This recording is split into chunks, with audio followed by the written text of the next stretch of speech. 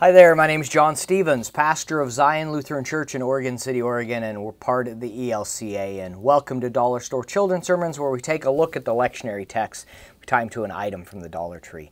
This is for the 12th Sunday after Pentecost, and we're looking at the second lesson, Ephesians, and we're looking actually at the first verse out of chapter 5. Be imitators of God, be imitators of Christ.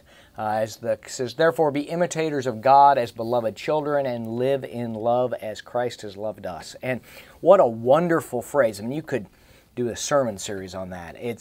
But be imitators of God. So the item I'm using is, and I've used these before. I've got a photo of me in one, the crown and the princess wand. That's awesome for cosplay.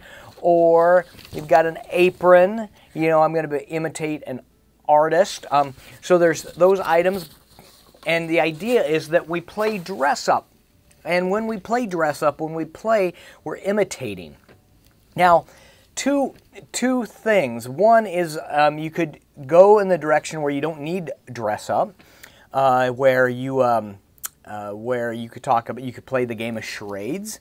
And, okay, I'm going to do something, and you're going to guess what I'm doing. You could do Simon Says, where you're imitating. Simon says this. You do it. Different ways of imitating, ways of acting out. I'm going to do something, and who am I? And playing that game. So, cosplay or doing that direction, this idea of playing and imitating God, and it's out of acts of love. So if you did charades, it could be you do things like giving someone a drink of water, different things like that.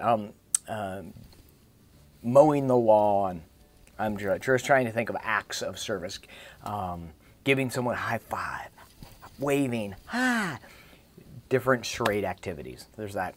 And this attaches to a story. When I was pastor in Resurrection Lutheran, and one of the things that every congregation I've been part of, we bake the bread. If they haven't made the bread for communion before I get there, we slowly move into that. We use Luther Seminary's communion bread recipe. It's great and it's tasty. And because of that, and we usually have bread left over, I'll have kids come and ask if they can have the bread. And of course, we give the bread.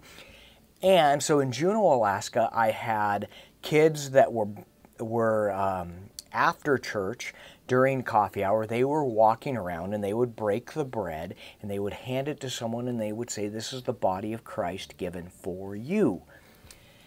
I had a member who said, "Pastor, I don't like this. It feels wrong." And their point was that it felt like they were making light of the meal. And I said, well, they are acting out what they saw, and I think it's fantastic. It's wonderful. And the comment was, "But Pastor, they're just playing."